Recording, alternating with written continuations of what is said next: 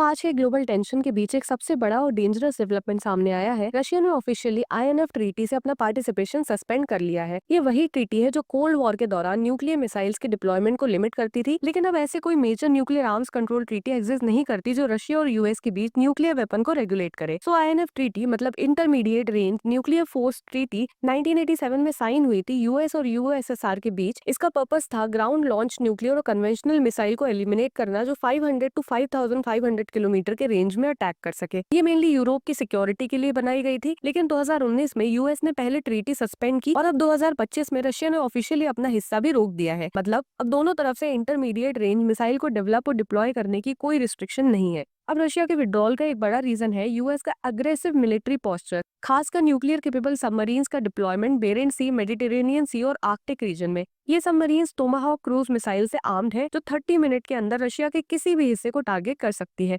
जो कि रशिया के लिए एक डायरेक्ट स्ट्रैटेजिक थ्रेट है।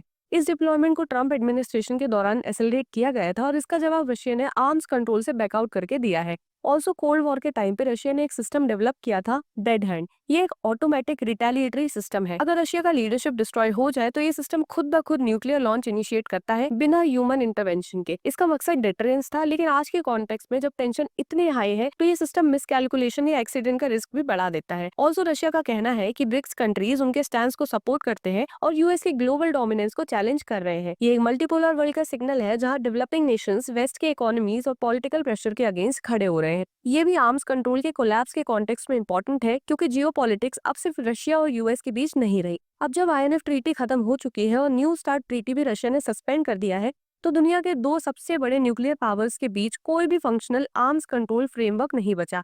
यूएस और रशिया किसी को लीगली रोक नहीं सकते कि वो इंटरमीडिएट या लॉन्ग रेंज मिसाइल डिप्लॉय करे, चाहे वो यूरोप हो, एशिया हो या Pacific region. Also Indian traditionally non aligned रहा है और हमारा nuclear policy no first use पर बेस्ड है, लेकिन ग्लोबल एनवायरनमेंट बदल रहा है। अगर न्यूक्लियर थ्रेट्स यूरोप और एशिया में बढ़ते हैं तो इंडिया को अपनी डॉक्ट्रिन और डिप्लोमेसी दोनों रिकंसिडर करनी पड़ सकती है। आईएनएफ ट्रीटी का कोलैप्स एक साइन है कि दुनिया एक नए न्यूक्लियर आर्म्स रेस की तरफ बढ़ रहा है। जब आर्म्स कंट्रोल एग्रीमेंट एग्जिस्ट नहीं करते तो कन्फ्लिक्ट के चांसेस बढ़ जाते और एक छोटी सी मिसअंडरस्टैंडिंग भी एक कैटेस्ट्रोफिक वॉर में बदल सकती है। ये वक्त है जहां ग्लोबल पावर्स को डिप्लोमेटिक एंगेजमेंट और आर्म्स कंट्रोल की तरफ वापस आना होगा।